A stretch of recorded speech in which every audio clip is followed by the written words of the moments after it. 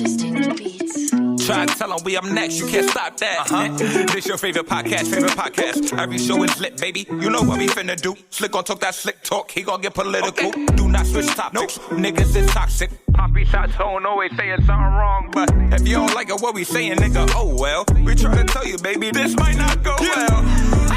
This might not go. Hey, that's it. One take. We're not even doing it again. Keep that. That's the one. Welcome back, ladies and gentlemen, to another episode of This Might Not Go Well.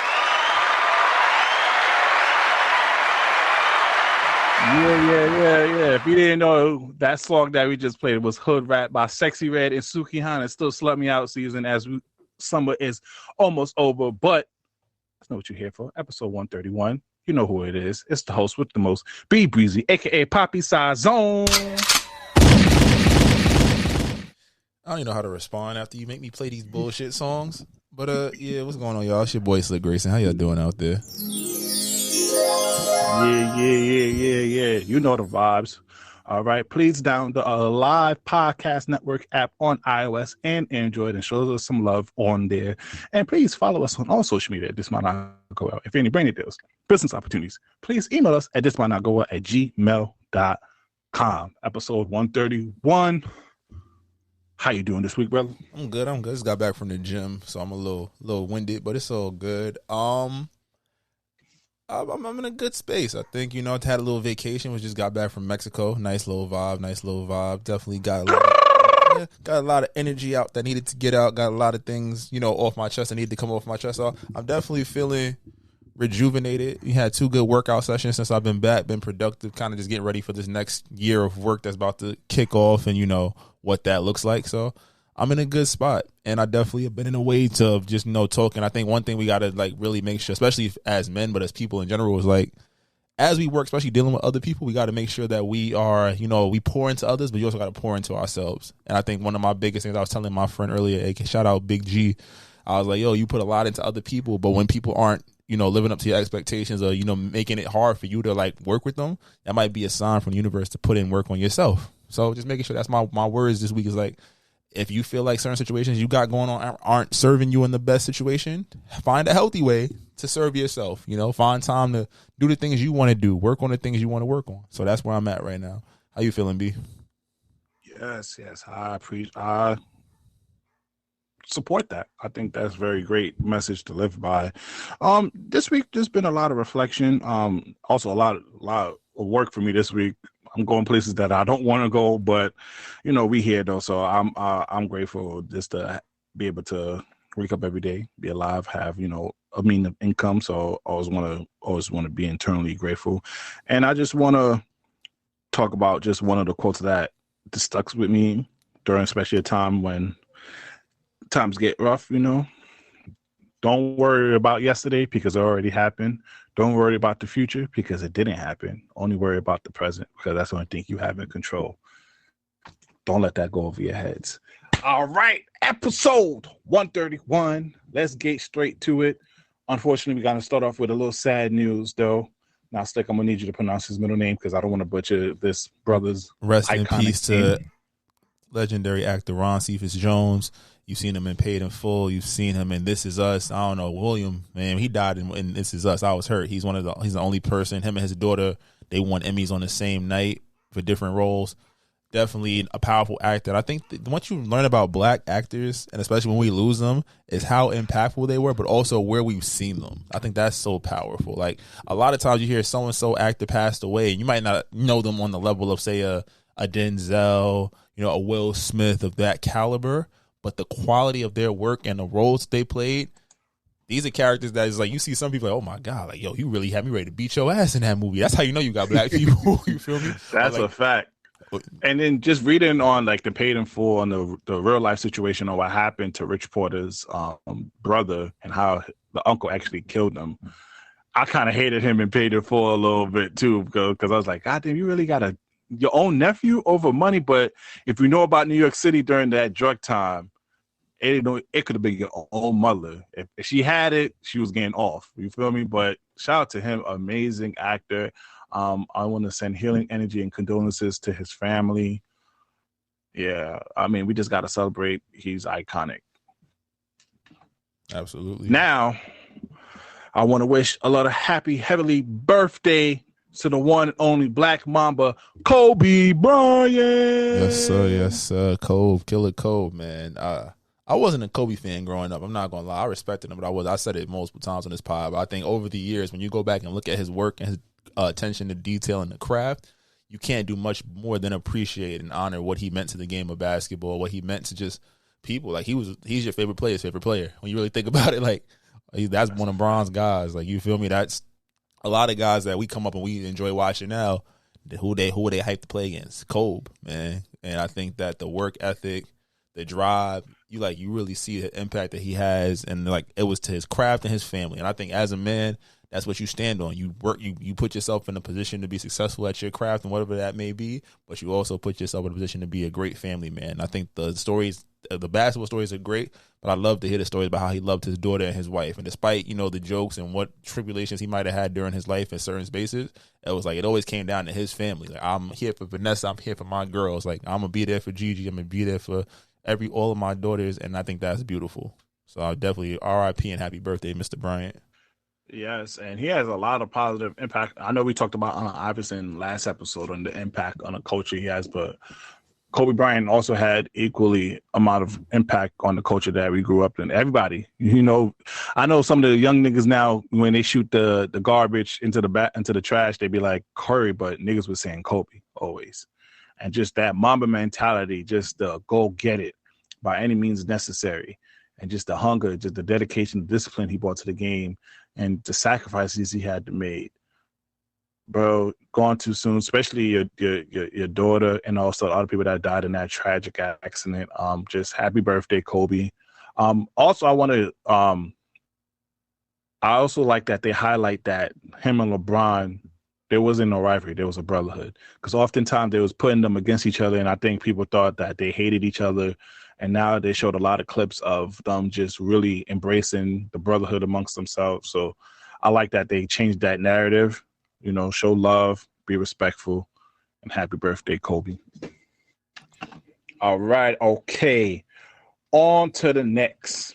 Britney Spears.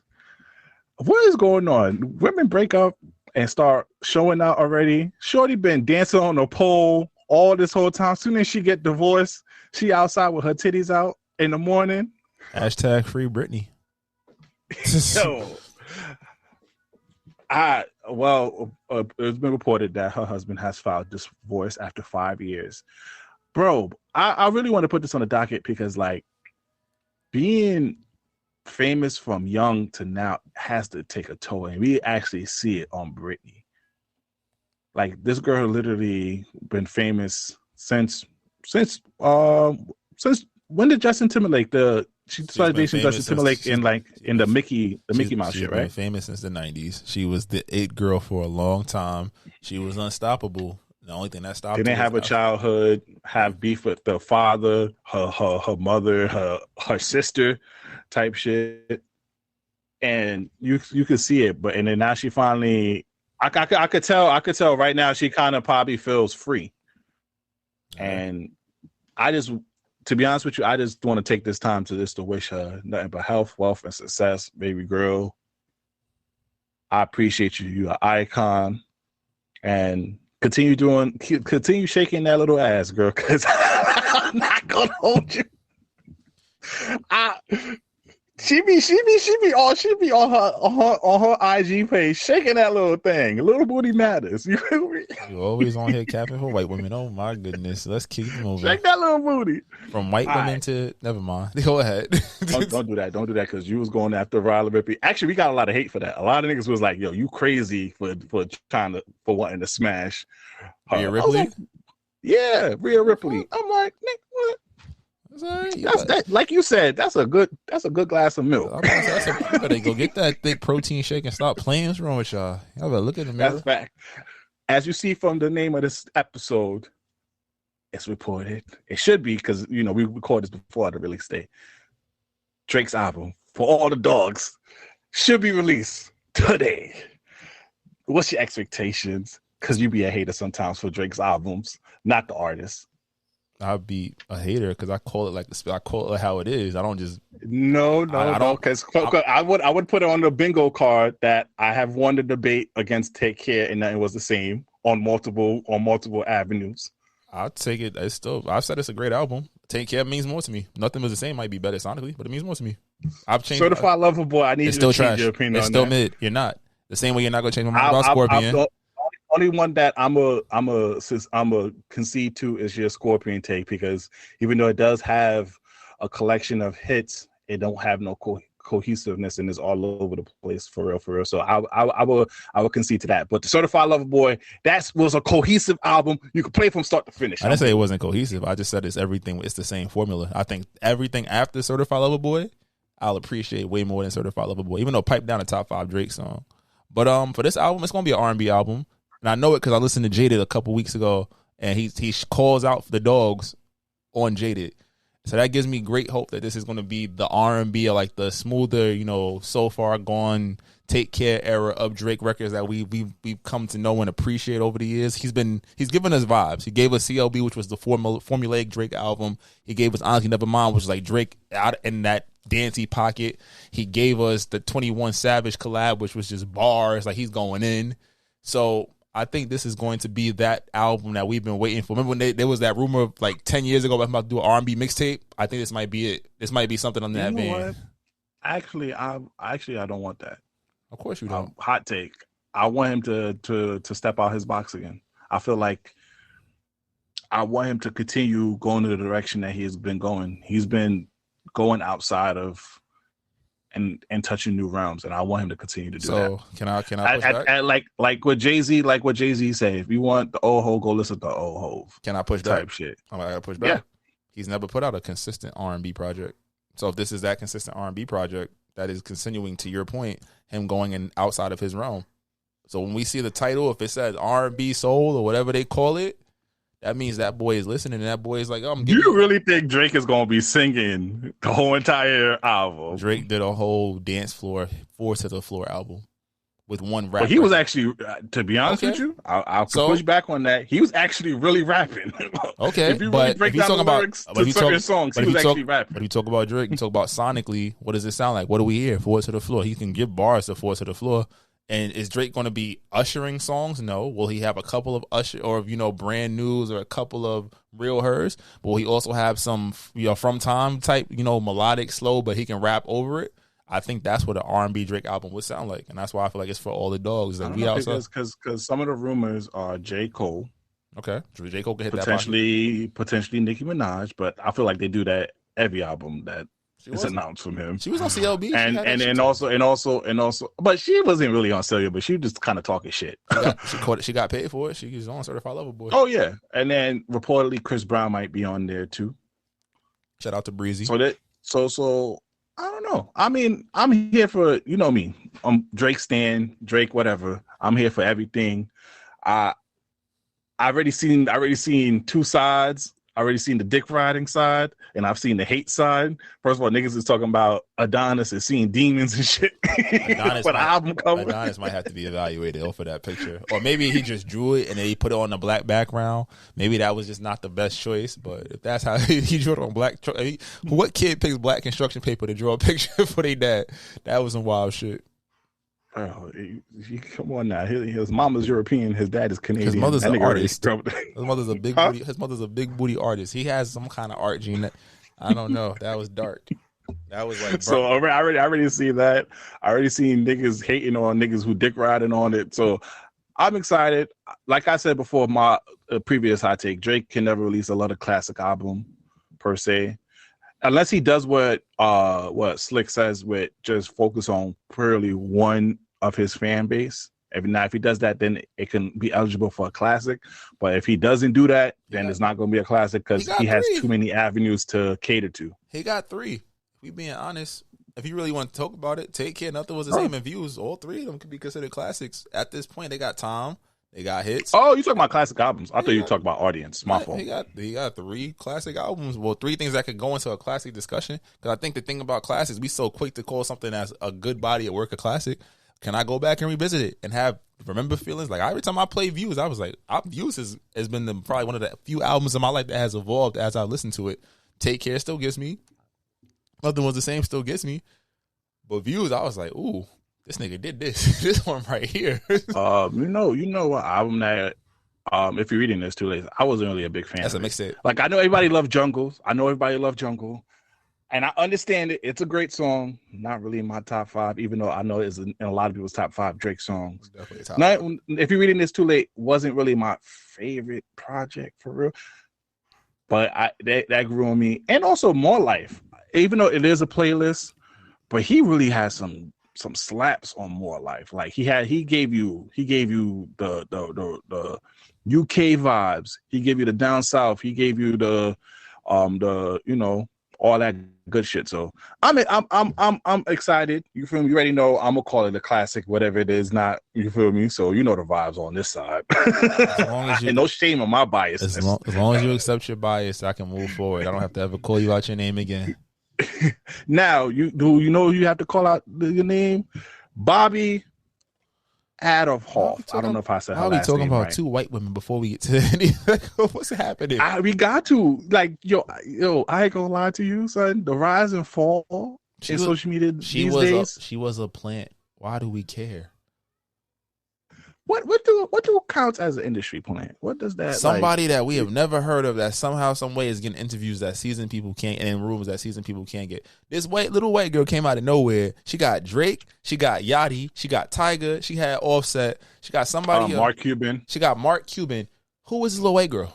No disrespect to her. Like if you worked your power card, you worked it. But you don't just get a Drake interview. You don't just get even a Yachty interview when you think about it. Like he does Complex for like sneakers and shit. But you're not, even Mark Cuban. Mark Cuban's a fucking billionaire. Whose niece is she? That's why I said I don't care about it, because I was like, yes, they put her in rooms and places she wasn't comfortable, and she used that to create a platform. And now it's like, oh, when the white girl realizes that, oh, I got my clout, I don't need you niggas no more. Like her cadence changed, the way that she spoke changed, the way that she carried herself. Everybody knows that was a character. If you watch her stuff, that is a character. She's not really that awkward. But why is she characterizing around us? And why is she using us to get clout? Because she's not going to be in hip hop spaces. Let's keep it a bean. If you're not going to be in the culture, you're not going to be in the space, don't try to build your name off of the space. I think that's where I get frustrated. That's why I don't care to give her this airtime. Like, congrats. You played the game. You made it. Where you going to be next year? What pop artist is giving you that same kind of clout? You better go get that Taylor Swift interview. You already know that's in the bag. I'm saying, why didn't she start with that? Taylor's fan base is big enough. We better get that Harry Styles interview. Like, I ain't gonna lie to you. For next episode, we got to talk about the craziness of white people putting Taylor Swift over Mike Jack. Now, I love Taylor Swift. Oh, if you know me back in high school, I fuck with Taylor Swift. Our song, Teardrops on My Guitar.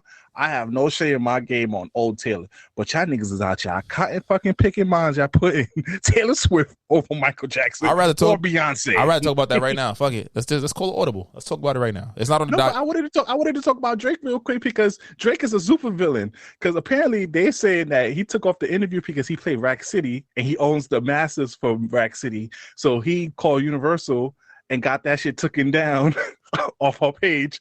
If that is true, Drake, you are that nigga. I ain't gonna hold you. Because not only you got paid, but you also still throw a shot at Tyga. Because I know y'all still beefing. But we could go back to that topic now. I seen a video. It was Schultz from with Brilliant Idiots, right? He was saying basically he went to Taylor Swift and he would never say Taylor Swift was in the same category as Beyonce, but then he got there and he was like, she is.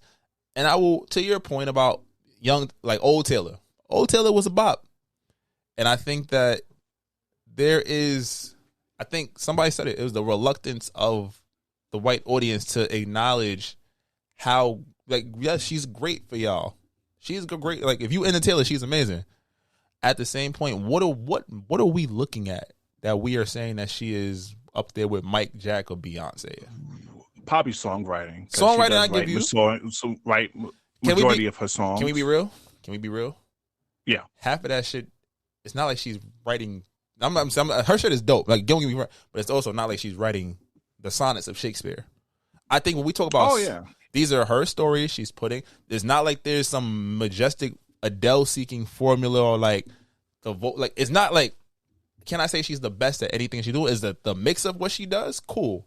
But then you say, what is she better at? Beyonce songwriting? I'll give it to you. Beyonce does the writer's room thing. Cool. But you talk about as a complete artist. I ain't gonna lie. You saw her trying to dance. She was moving her little white hips.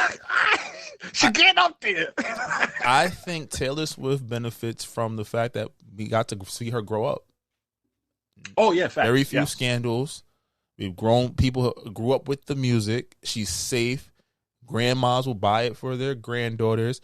It's an easy marketable, sell. Super marketable. She has created that insulated bubble, which you appreciate. You 100% say, I dig it. Like, I get it. You are a top 5 artist of your era, top 15 all time. For white people, top 5, maybe top 3. And the thing about it, too, is she's also a smart businesswoman. Mm-hmm. Over time, she flooded the market. I'm talking about, that's the reason why her loss didn't go number 1, because she flooded the market with different. And also, just by her losing her so that re-recorded shit, genius. and re-recorded that shit and put it out, and possibly because during the time when she lost her catalog, she was kind of like on the low. She re-recorded it and shot right back to the top. Absolutely, Taylor's version is. But niggas out there out and picking mine, they putting Taylor Swift over Beyonce. That is trash. And also, I have a hot take. Taylor Swift might be the most toxic, possibly top 5 toxic artists we have. We always talk about, Summer Walker, SZA, and all these. Taylor do be talking about them boys. She be telling us everything about it. All them niggas, you feel me? If all them niggas is doing you dirty, mama, I'm starting to look at you. If you're the common denominator in all the situation, because she's still not married. Not that she need to be married. I already know y'all about to, all you Twitter or T Swift friends about to read all our comment sections and shit. Not that she need to be married or have a kid, but if you have all these relations and you still writing shit, mama, you toxic. I'm putting that out there right now. You are toxic. But again, Taylor is a great artist. I just feel like we get into this comparison game, and it's going to always come down to black and white. It's going to come down to taste. It's going to come down to perception. It's like, what do I look for in a performer? Singing, dancing, full performance, full vibe, full energy. I think Taylor created that bubble that because you can attribute controversy to Michael Jackson, and because Beyonce had a period where you would say that, she tried to do full-on R&B and people wasn't having it. So it kind of dropped it down for a little while. You could hold those asterisks, and you got the songwriting. It's like, Schultz, I'm not going to front. Schultz went real white on me. I was like, bro, I get it. But he was trolling. I'm a brilliant idiot in my top 5. Schultz was wilding though. If you didn't watch the episode and only watched that clip, in the beginning, they was getting on Taylor, the producer of the show. And then, he started doing that. So it was really a troll if you don't watch the Brilliant Idiots. But I'm about to say, regardless, one thing I want to mention is, us black folks got to face the reality of the situation. We are literally 13 to 15% of the population. Yeah, it don't matter. Majority of United States is white. So if you ever put it statistically or anything like that, Beyonce is not going to beat her in that regard because majority of the United States is white, and they're going to support the white woman. we have to put that in. Beyonce is in a handicap when you put her in comparison to Taylor Swift. Who's the better artist? Obviously Beyonce. Who the better singer, better dancer, better looking, all category. But we have to put in retrospect that majority of America is white. And they're going to rock with the white girl, 100%. Exactly. But we not rocking with the white girl on this one. Shout out to Sha'Carri Richardson. Comeback of the fucking early 2020s, man. She is 100-meter world champion. You thought that little Zaza was going to stop her? But it's like even the grace to, like, she's kind of like, oh, y'all was talking about me, like, especially the white media. Oh, word. Not giving them no interviews. I'm over here only talking to black journalists. Like, I seen y'all prop me up. I seen y'all tear me down. Like, shout out to that young. I'm going to give the applause that because I wholeheartedly. And also give applause to the Jamaican runners as well.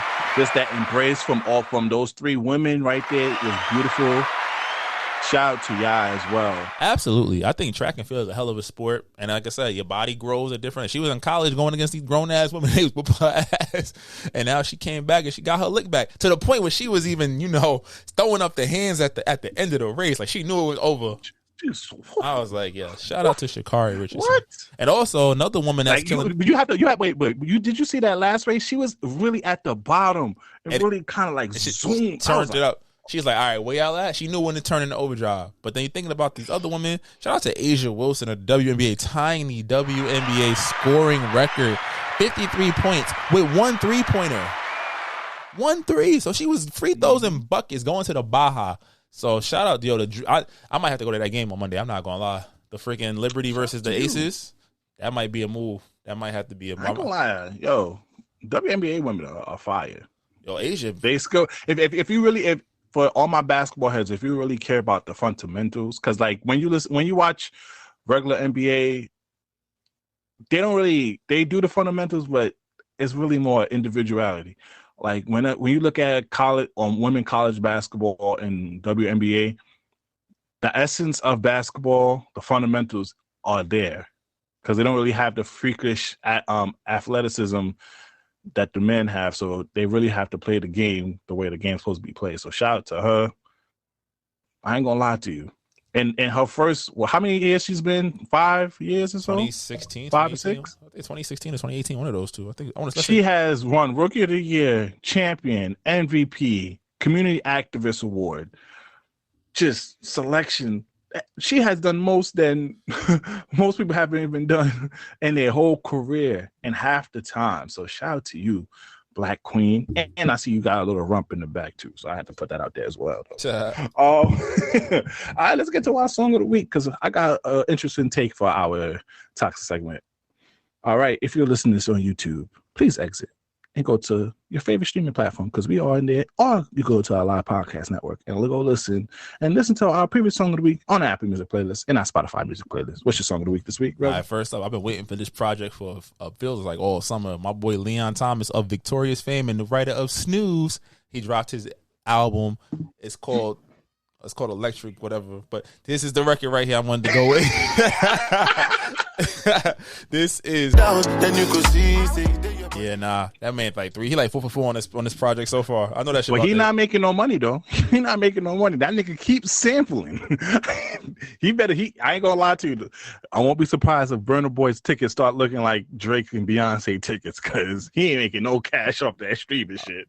But you're right though. 3 for 3 though. That was Burna Boy cheat on me. And he took Taliban's. It's on his album. That should say Burna Boy and Brian Messi Taliban's too. Oh, shit. Shout out to Chris Brown too, because Chris Brown dropping the Taliban's remix. I need that too.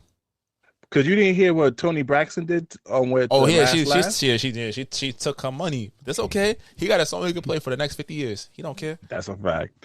All right, like you can find our rest of the song of the week on our Apple Music playlist, on our Spotify music playlist. But that's not what you're here for. You're here for the people's choice, the people's favorite, Slick.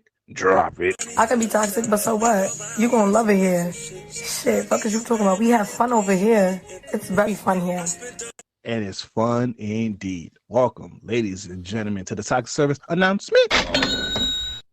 I know y'all like when we have guests. We had to record these things. We're gonna have some guests soon, so calm your boots. But Slick and I are holding it down this episode, and we got a few things to talk about, Slick. I just want to give a little quick update on the Keke Palmer. Keke Palmer, love you, girl. I've been supporting you, but that song is ass. That song is ass. Shout out to Usher, you my guy. That song, I see what you did. You used the hype of it. You gonna get it. It charted on Billboard. Congratulations. That song not it. And then I know you with Danny Lay. I love Danny Lay. Just don't get in a car with her. I'm not saying she's going to jail. Keke Palmer, I love you, but I just really didn't like. So Keke Palmer, when we talk about this situation, if you ever do listen, we're not talking about you. I'm just more so upset at the women that's advocating for your actions. I think that shit was bogus. But let's move forward, because we got other stuff to talk about. And I think a lot of women are cheering Slick, because the red pill phase might be over. The era might be over with the end of Fresh and Fit. they have been removed from the YouTube Partner Program, which is sort of like their main source of income, even though they do stream and they also do have a Patreon for exclusive content. But knocking them off of YouTube is a big thing, Slick. Even had them niggas about to cry. You want to play a little clip of it? I ain't gonna hold you. And we got a very important announcement for you guys. It won't be the same, bro. Yeah. The channel has been kicked off the YouTube Partner Program. Just keep it straight with If you y'all. look right now, you can't even super chat or You can't even remember. super chat right now. Yep.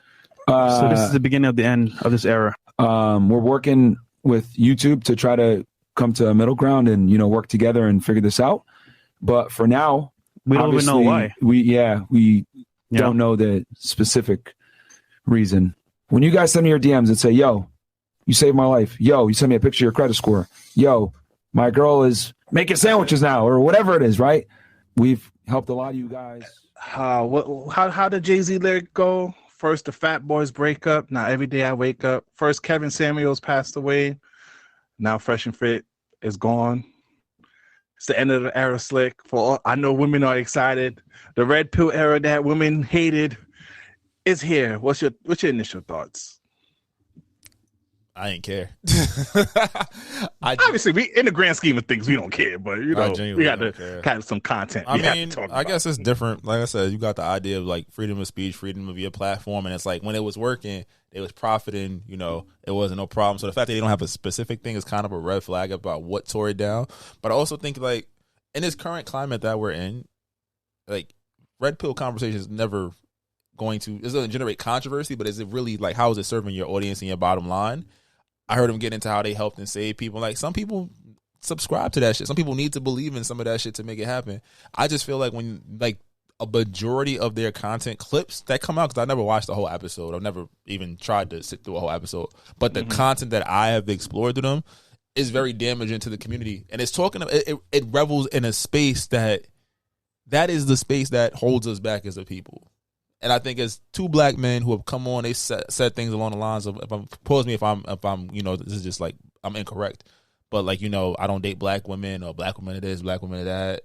You know, it's easy to do this. Like it's things of those natures. I think that if that is the basis of your platform, like the notoriety of your platform, it's not sustainable because literally you're tearing your people down, people that look like you down.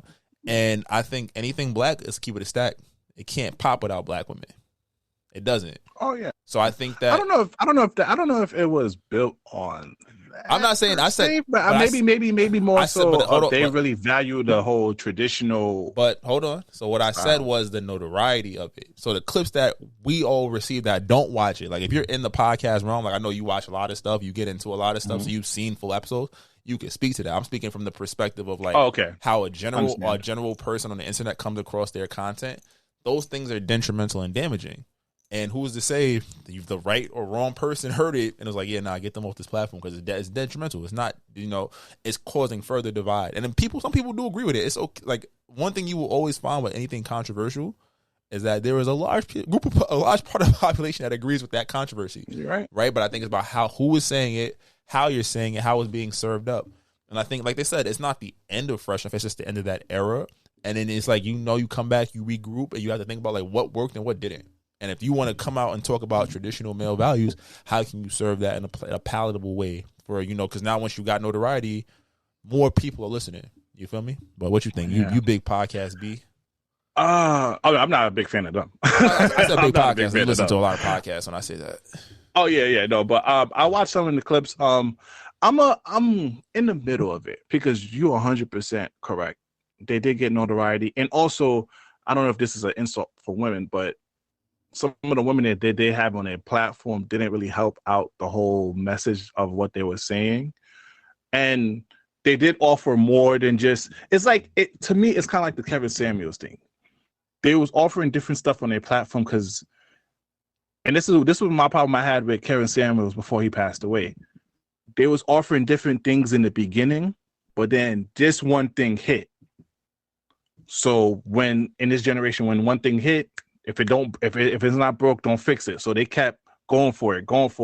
and then to the point where they kind of lost themselves. And I think a lot of people was even saying the downhill for them was when they started interviewing like racist people like Nick Flores and some other folks. And that's when they said, whoa, this is way different from what the original thing was. Not saying that they wasn't allowed to grow, but their messages started to differ. The red pill community, I don't know, and also the other hand is the male side of me is like, even though I don't agree with what they say sometimes, why can't guys have a space to have these things? Because from what I see from the outside perspective, no offense to women, but women have their space of, you have the women empowerment, you have the women, the city girls and hot girls, things that you can make a grand case that are detrimental in some degree. We look what we just played earlier in this episode. We played Sukihana and Sexxy Red Hood Rats, and how that is just being broadcast.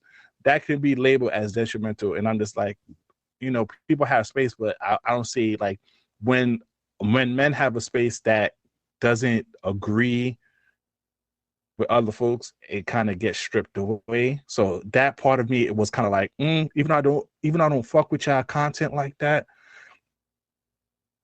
why we can't have a space? Even though I don't want bros to grow up thinking that way, but that's just my thought. But it's not the end of him.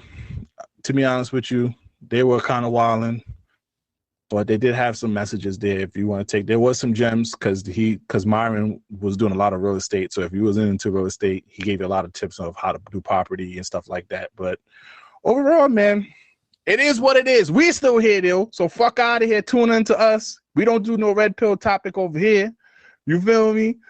We turn up on a good way, and we celebrate our black women over here, despite the narrative that comes about this show. You feel me? Now, Slick, this next topic, Slick, I gotta turn into something fun though. Sexxy Red, you know her nickname is? Is it not Sexxy Red? Nah, she called herself the Raw Dog Queen. It's like I sent you something on Twitter. We just kindly play it. Of the Raw Dog Queen herself, Sexxy Red. High school, and there was an open condom on the bed. In her house? In her bed. And she just said, oh, yeah, my sister was in here before me. And I believed it. Oh, she lying. That happened to me. One time, my friend was at my house, and she was in there with her nigga in the living room, and I told them, do not fuck on my couch. Her nigga knew my nigga, but my nigga couldn't come at the time because they was friends. You know how two friends be talking to friends. He couldn't come like on some like couldn't. He probably was fucking off. Couldn't get up. No, he couldn't come over my house. And then it was a condom in my trash can. And he told on me and said that I was the one fucking, but it was not my condom. My nigga called me the next day and was like, you had a condom in your trash can and stuff. I'm like, that wasn't my condom. I don't use condoms, baby. Right. I'm the Raw Dog Queen. Slick, can they dub you the Raw Dog King over here? Absolutely fucking not. What the fuck? What? So I bring up this is, when is the right time to take that condom off? And the famous food of Omega Sci-Fi, and go meat to meat. That's wild. That is so wild. Now that shit come off once we talk about it. If we really vibing, like I ain't just gonna fuck no random girl or girl. I don't like. This might not go. If you a slide, I'm not taking a condom off. Like I'm like, ooh. Now what if she's like, what if the Henny in your system ain't no fun when I fucking without this stuff? Ain't if that I'm gonna pimp my blood, no relations, no. I'm still putting on a condom. What? Drunk old Chris model on E. Open up the package. Ain't gonna trap me. Absolutely strapped in max. Like, and it's crazy because I've been with a girl. If she can suck your dick, why she got put on the condom? Because it's like that mouth shit I can live with. Hold on now. I can live with it. But come with that, I'm like, all right, woo. Man, it was worth it. But the other part, I'm like, STDs and BAB. Whys? So, all right. So let's put in a scenario. You talking to a girl, right? Mm-hmm. Now y'all talking and whatnot for like a month. Okay. Condom off. Like a month? Yeah. Shit. Straight raw doggy. What type of what era am I living in right now? You guys what era was I in? Oh, okay. That's because I've grown up a lot. I've changed. What Cal said, I've changed. Let's go back to all my Albany folks. Let's go back into Empire. You living on Empire. If you know, you know. You know. You know what a month is during college. It's the first time we had sex. We've had sex before. Yeah, the first time. I've been talking for a month. Nah, if it's the first, you know, a month in college is kind of like fucking 6 months. Nah. If we was talking for a month, but like it was our first time, I'd probably strap up. Now the third time, that shit coming off. 3 times the charm. What ASAP said? Fuck you 2 times, and I like if I hit it 3 times, I'm gonna wait. Because at 3 times, I'm like, oh, we in this, baby girl. Yeah, come here, you better than you. You better than me. I'm gonna fuck 1 time with the condom, and in 2 weeks, I don't feel nothing burning. Oh, slick. Nah. Because if that shit fire with the condom on, and I already know, put it off. She might shout out to the girls who got the fire vagina with the condom on. I ain't gonna hold you. If I'm like, oh shit, I'm about to nut and I had the condom on, oh baby girl, you a keeper. Yeah. I don't know if you're a keeper for a relationship, but you a keeper. Nah, yeah, because then I got through mental testing. Like, what's your mental like? Like, we gotta talk about that. But yeah, nah. I don't know, because you know the funny thing, Charlamagne, because we talk about brilliant idiots, he always talk about the earwax sex. If you like take earwax and you put it and she kind of jumps, that means she got something. Niggas used to have like old rituals like that though. I ain't gonna hold you. You want to do that? You want to take like some earwax? Be like, I have never heard that disgusting shit before in my life. I have never heard that shit before. For me, I don't know. I might do the 3 times. 3 times, 3 times the charm. Yeah. Because it's like if you fuck 2 times and you feel me, you ain't feel nothing burn. You feel me? She ain't, especially, and I don't know though, because if she have the ICD shit in her though, it might be a go off the rip though. Oh, you feel me? But the IUD, but you can still catch whatever the fuck she got. This means you not catching a baby. I mean, they got pills for that. I have never in my life been so horny. I said they got pills for that. I've been like, ooh. What? Ain't nothing but what? What they call a little Z-pack? You feel me? A little ointment? You feel me? Like for crabs, you just gotta shave shit off. It's lit. You feel me? You knew a girl fuck with you though. She was like, "Yeah, take the condom off." Like, wait, what? Nah. You see, no, wait. That's the most important thing though. Thank you for reminding me. If I don't ask to take the condom off, I'm not doing it. If she comes to me telling me to take it off, that shit got fire in it. That shit got fire in it. It got something wrong with it. Either you not on birth control, you got something. I don't know. I have to be the one to request and ask. If you come to me talking about take it off, you not on birth control. I ain't gonna hold you. You trying to trap me. Shit. That's all this shit. I don't know. Let us know when is the right time to go meet to meet. You feel me? Yeah, I told y'all when we talking after on turn number 3. All right, hold on. Let's see what this really hit for. Because if we do this, you know you mind. Don't be fucking on me. You ever had quick moving gets out? Choose one. You ever had you ever had like you went in with a condom and it was good, and then when you went raw, it wasn't? I don't think so. I had one girl. It was so fire the condom came off. Like it was like we was in it. Oh, that'd be the best. And I was just like, what? when you in the middle of it and that shit just kind of just. So you know, I gotta like that's just a slippery. That's like a water park. Shorty got. Yeah, and I was like, oh shit, I got a couple of strokes, and I was like, yeah, nah, I gotta. You ain't doing this to me. You ain't gonna tell your friends about me. Don't tell your friends. But okay. Side note though, you know, sometimes I'll put the condom on even though we've been fucking raw just cause to last longer. Cause I ain't gonna hold you. Oh yeah, it buys you time. It absolutely buys you time. Facts. At least 7 strokes. It saves you at least 7 strokes before you go. I'm about to say it gets you right. You be like, all right, cool. Then that's when she do the start scratching your shoulders and shit and do the leg locking. And it's like, oh my fucking goodness. And ladies, you know you got that fire when a nigga stick it in. He be like, oh shit, and then he try to lick it. When a nigga start stroking, he takes it out and try to lick it. Yeah. That's what you know. You see, we gotta gauge, and we're gonna do this next episode. We have to tell women the gauge of when you know your quality of good coochie. When a nigga goes in and starts stroking, then he immediately have to come out and start licking it. that means your shit fire. Yeah, that means you are A1. And when he starts saying, I just wanna taste you, and nigga don't want to do that shit. He just trying to buy himself some time. At this point, I'm growing. I'll just tell her like, yeah, hold on, now you almost got me. Relax. I'll tell you straight. Nah, you can't give her that satisfaction. I don't give a fuck. She gonna be walking around like, yeah, I put that shit on that nigga. That's all right. Because once you take that second breath, you woosah, you gotta get yourself 120 count to 120 in your head and just go crazy. Fuck all that, my nigga. I'm popping the raw honey. I'm popping everything. See, I'm not poking out. This is why you gonna die. This is for all the dogs. This is why you gonna die. Every time y'all pop a honey pack, I swear y'all take at least 4 years off your life. So if you die at 47, nigga, I'm gonna say I blame the honey. Hey, I'm a dog in dog years. You heard? Roof. You better get you some. Right. You better go pop the big 3 and get some fucking sit-ups and some squats. I guarantee it. Get you right. You'll be stroking. That's a fact. Or get yourself a cock ring. We're not gonna talk about that. What the fuck? I'll choose. All right, choose one, Slick. We're gonna go on the same theme that we did last year. I didn't even read this shit. I didn't even read this shit. This is new to me. Yeah, so we're gonna go to the same pattern of last week about getting beat up. We said talk about getting beat up in front of your kids or by your partner's ex. So Slick, would you rather get beat up by a 16-year-old or a 65-year-old? Oh, that 65-year-old can whoop my ass. I'm not losing to no kid. If that kid got die.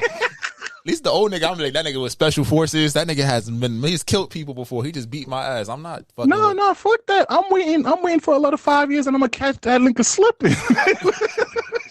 These little niggas be recording shit and I'm not with nothing. I'm not with none of that. Also, that nigga's not in his prime yet. That nigga's not even 21.